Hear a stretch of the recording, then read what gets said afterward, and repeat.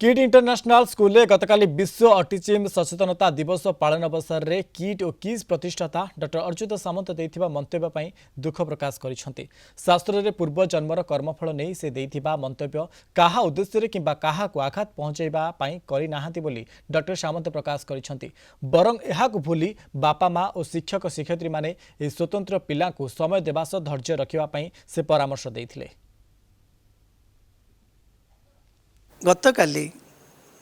4 April आमर kit international school ले special child education wing अच्छी तार अवेयरनेस प्रोग्राम होतला एवं मेनली ऑटिज्म उपरे जोटा कि गोटे रोग भी नुह गोटे सिंड्रोम से मु कहवा छल कही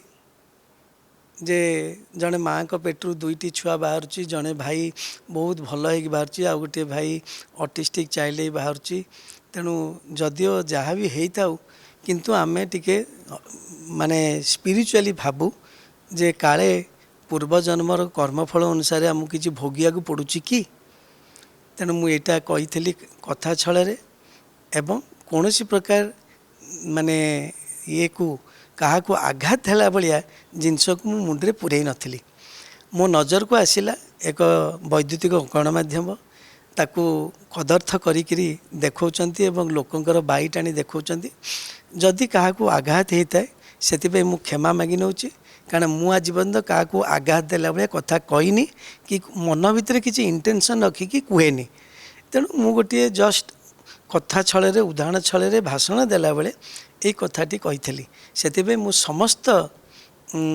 जो माने भी एथरे आघात पाई समस्त को मु दुख प्रकाश करुच्ची एवं क्षमा मागी नौची।